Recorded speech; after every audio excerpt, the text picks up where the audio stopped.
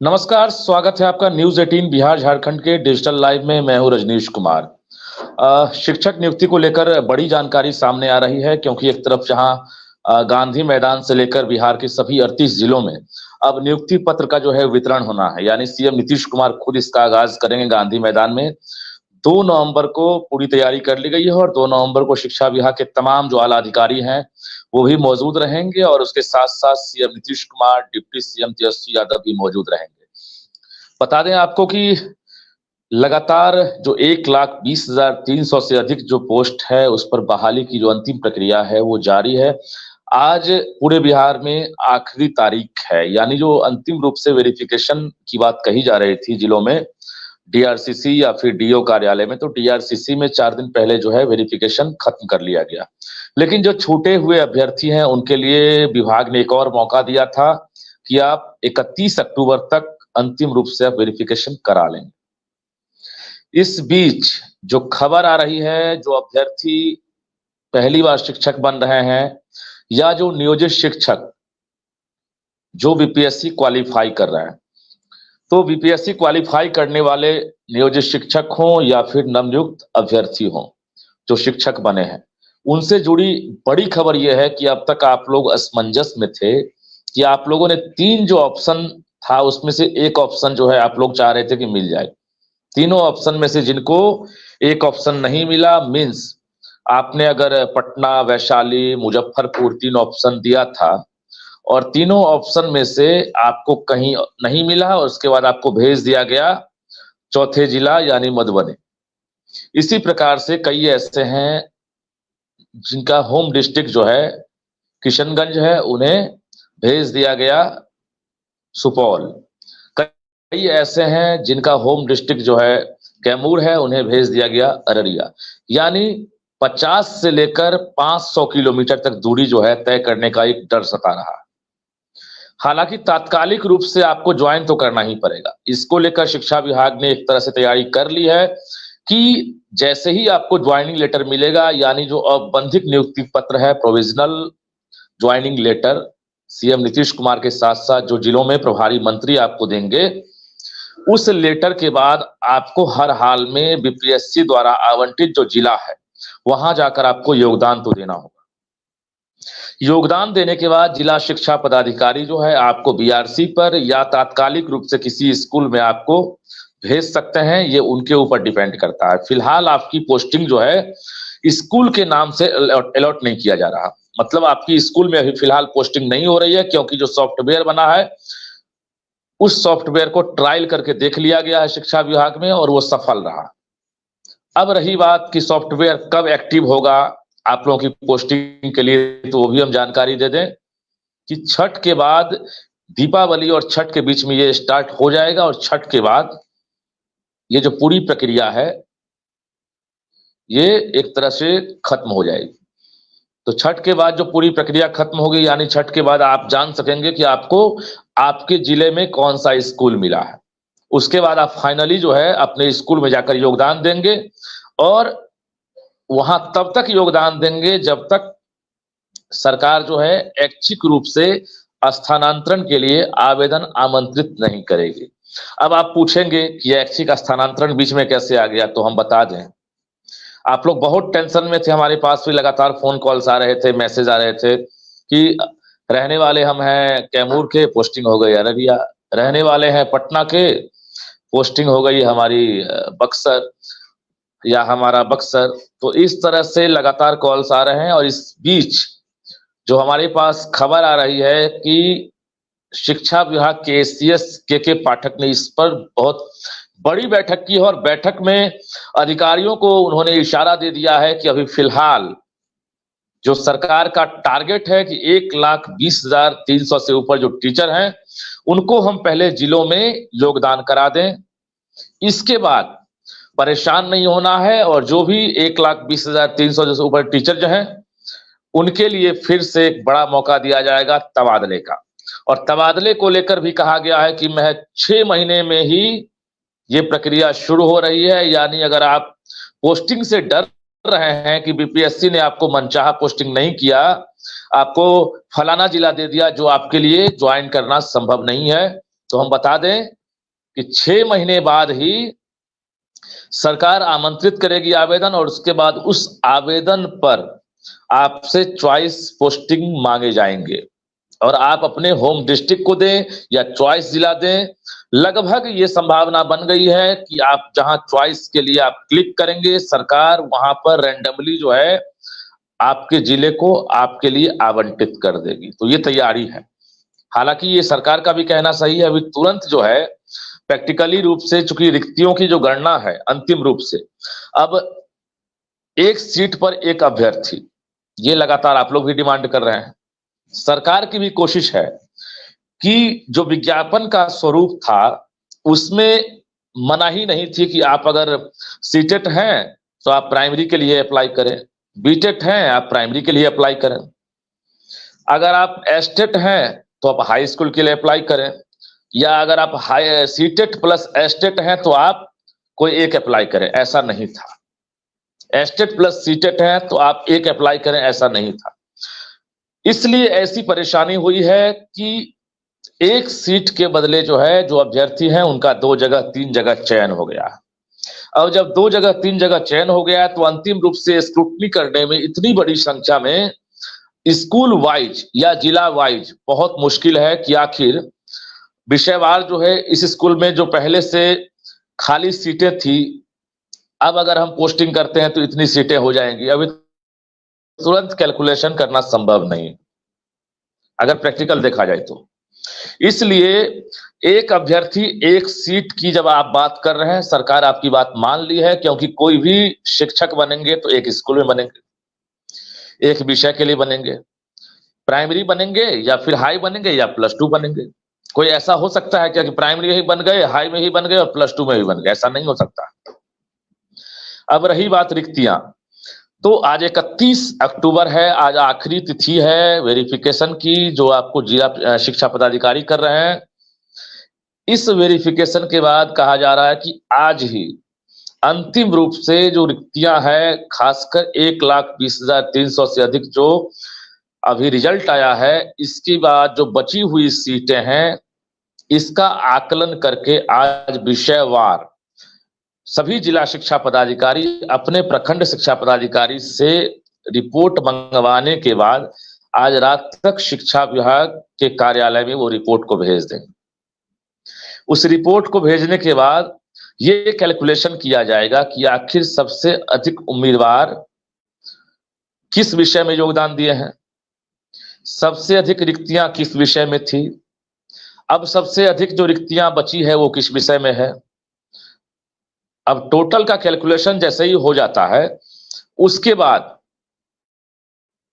पूरी तरह से संभावना बन गई है कि शिक्षा विभाग के पत्र का इंतजार, जो रिक्तियों वाला जो ड्राफ्ट है उसके साथ साथ जो लेटर है उसका इंतजार बीपीएससी भी कर रहा है। यानी बीपीएससी इस तैयारी में है कि हम सप्लीमेंट्री रिजल्ट भी जारी कर दें। जो छूटे हुए अभ्यर्थी हैं, जो दावा कर रहे हैं कि हम जो है क्वालिफाइंग मार्क्स ला चुके हैं, हम मेरिट में नहीं आ सके, तो जैसे ही अगर किसी भी विषय में 300, 400, 500 या 50, 60, 70 या 10 या 15 असेंडिंग से डिसेंडिंग ऑर्डर अगर रिक्तियां बचती है तो वो डिसाइड करेगा शिक्षा विभाग, ना कि बीपीएससी। शिक्षा विभाग को कितनी रिक्तियों पर कितने और अभ्यर्थी चाहिए, इसी परीक्षा के आधार पर ये डिसाइड शिक्षा विभाग करेगा, ना कि बीपीएससी करेगा। बीपीएससी को जो गाइडलाइन शिक्षा विभाग जारी करेगा, बीपीएससी उसको फॉलो करेगा। मींस हमने पहले ही इशारा दिया था कि नवंबर के पहले सप्ताह में सप्लीमेंट्री रिजल्ट, मतलब कंपार्टमेंटल रिजल्ट आ सकता है। माफ कीजिए, कंपार्टमेंटल रिजल्ट, दोनों में थोड़ा सा अंतर। कंपार्टमेंटल रिजल्ट आ सकता है। अब कंपार्टमेंटल रिजल्ट आ सकता है। अब तक जो सूचना है कि 2 नवंबर तक कंपार्टमेंटल रिजल्ट की संभावना नहीं है। सभी के सभी अधिकारी फिलहाल गांधी मैदान और नियुक्ति पत्र पर उनकी निगाहें टिकी है, वहीं पर जो है सब लोग जो है लगातार लगे हुए हैं। अभी फिलहाल सप्लीमेंट्री रिजल्ट को लेकर कोई फैसला भी नहीं हुआ है। हालांकि आयोग ने ये हरी झंडी दे दी है, मींस आयोग तैयार है। शिक्षा विभाग से बातचीत के बाद ही आयोग तैयार हुआ है, लेकिन अंतिम रूप से ये डिसाइड शिक्षा विभाग को करना है। जब तक रिक्तियां नहीं आएंगी तब तक शिक्षा विभाग खामोश रहेगा। आज रात के बाद रिक्तियां आएंगी, जिन विषयों में अधिक उम्मीदवार ज्वाइन करेंगे उन विषयों में जो है रिक्तियां कम बचेगी। अब रही बात की जो फर्जीवाड़े का आरोप लग रहा है कि उन विषयों में कैसे रिक्तियां बचेंगी, क्योंकि फर्जी अभ्यर्थी तो घुस गए हैं, यानी एस्टेट की डिग्री नहीं है, एकेडमिक क्वालिफिकेशन जो है दक्षता के बाद है। कई ऐसी शिकायतें आ रही 2023 में जो है वो एस्टेट पास किए हैं, कई ऐसी शिकायतें आ रही है कि उनका एकेडमिक क्वालिफिकेशन जो है एस्टेट या सीटेट के बाद है, या फिर सर्टिफिकेट ही असली नहीं है। तो ये तमाम जो शिकायतें हैं, जहां भी नॉलेज में आप लोगों ने दिया है, लगभग हमारी कोशिश रही कि हम उसको आईना दिखाएं और तुरंत एक्शन हो। दो वेरिफिकेशन हुआ है। अगर ऐसे अभ्यर्थी अंतिम रूप से औपबंधिक नियुक्ति पत्र लेने में अगर कामयाब हो जाते हैं, तो आपको हम बता दें एक बड़ी खबर और छुपी हुई है जो अभी तक हम नहीं बताए थे। किसी भी सरकारी नौकरी में ये रूल है, जो अभी छठे चरण में जो बहाल हुए हैं, भली भांति वो समझते हैं कि उनको वेतन लेने में, या जो हेडमास्टर अभी बने थे बीपीएससी के जरिए, उनको पता है कि वेतन लेने में कितनी परेशानी हो रही है। नई नौकरी के बाद अगर आप ये समझ रहे हैं कि आप एस्टेट क्वालिफाई नहीं थे, आप सीटेट पास नहीं थे, आप जो मापदंड है कि एस्टेट पहले करें, एस्टेट बाद में करें, क्वालिफिकेशन आपका जो भी है आप पहले पूरा करें, इसको आप फॉलो नहीं किए, तो आप भूल रहे हैं कि आपकी बहाली ज्वाइनिंग के बाद भी रद्द हो जाएगी। ये 100% दावा है कि वेतन सत्यापन के लिए पूरी तैयारी कर ली गई है। जिस तरह से सॉफ्टवेयर से आपकी पोस्टिंग होगी स्कूलों में, उसी प्रकार से जितने भी नवनियुक्त शिक्षक हैं उनके सत्यापन के लिए, उनके डॉक्यूमेंट्स वेरिफिकेशन के लिए फिर से तैयारी शुरू कर दी गई है। और ये तैयारी बड़े पैमाने पर है। इसमें इलेक्ट्रॉनिक पूरी तरह से जो सिस्टम है वो काम करेगा। यानी अगर आप अभी तक अधिकारियों को या खुद को झांसा दे रहे हैं कि हम नौकरी कर लेंगे, तो याद रखिएगा कि अगले 15 दिन बाद ये प्रक्रिया शुरू हो रही है।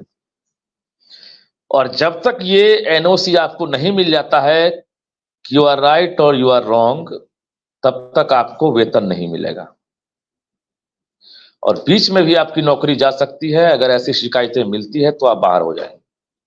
लेकिन बाकी जो अभ्यर्थी आश्वस्त हैं कि वो सही हैं, उन्होंने कोई चीटिंग नहीं की है, तो निश्चिंत रहिए। 1 महीना लगे, 1.5 महीना लगे, आपको वेतन मिलेगा। जो मानक तय किए गए हैं, जो सैलरी स्ट्रक्चर है, वो आपको दिया जाएगा। हमने 2 प्रमुख बिंदु पर आपसे हम जुड़े हैं, और हाँ, आपको बता दें कि ये प्रमुख बिंदु एक ही पहला है कि ऐच्छिक स्थानांतरण का प्रस्ताव सरकार ने एक तरह से स्वीकार कर लिया है कि अब 6 महीने के भीतर जो नवनियुक्त टीचर हैं उनको ऐच्छिक स्थानांतरण का लाभ दिया जाएगा। दूसरा प्रस्ताव जो है, एक तरह से समझिए, जो अभ्यर्थी अभी एक तरह से डिस्क्वालीफाई हुए हैं, लगातार सरकार को पत्राचार कर रहे हैं, आयोग को भेज रहे हैं कि कई ऐसे फर्जी अभ्यर्थी प्रवेश कर गए हैं, तो आप बता दें कि अंतिम रूप से वेरिफिकेशन फिर से होगा। औपबंधिक नियुक्ति पत्र देने का मतलब ही साफ है कि आप फाइनल रूप से आप अभी टीचर नहीं बने हैं। इसके बाद भी आपको जो है अभी और परीक्षा से गुजरनी होगी।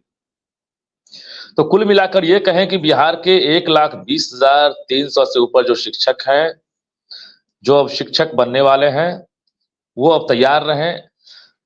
गांधी मैदान में 2 नवंबर को सीएम नीतीश कुमार 3 बजे पहुंचेंगे और वहां से एक तरह से एक सीएम का भाषण भी सुनने को मिलेगा। साथ में 25,000 अभ्यर्थी जो हैं अलग अलग जिलों से, खासकर जो दूर दराज के जो 3 प्रमंडल हैं, उन जिलों को छोड़कर, उन प्रमंडल के जिलों को छोड़कर बाकी जो जिले हैं, खासकर वहां के जो बच्चे हैं या अभ्यर्थी हैं जो यहाँ आएंगे, उनके पेरेंट्स आएंगे, तो वो एक तरह से समझिए कि उनके लिए एक गौरव का पल होगा, क्योंकि सरकारी नौकरी मिलने में कितनी परेशानी हो रही थी, क्या जतन करना पड़ा आप लोगों को, ये आप लोग भली भांति समझ सकते हैं। रही बात जो अभी तक असफल अभ्यर्थी हैं, जो क्वालिफाई कर गए हैं, मेरिट में नहीं आए हैं, उनसे भी हम कहना चाहेंगे कि हार नहीं मानिए और निश्चित रूप से आपकी भी जीत होगी। क्योंकि अभी आगे रास्ता और तय करना है, इसके बाद अगली बहाली है। लेकिन उम्मीद रखिए कि जो अगर क्वालिफाइंग मार्क्स लाए हैं किसी भी विषय को, अगर वैकेंसी बनती है तो उम्मीद रखिए कि आपके लिए सप्लीमेंट्री रिजल्ट जारी करने की तैयारी है। शिक्षा विभाग जैसे ही रिक्तियों की जानकारी आयोग को देगा, आयोग तुरंत जारी करेगा। लेकिन फिलहाल 2 नवंबर तक ये आपको सप्लीमेंट्री रिजल्ट आने की संभावना नहीं।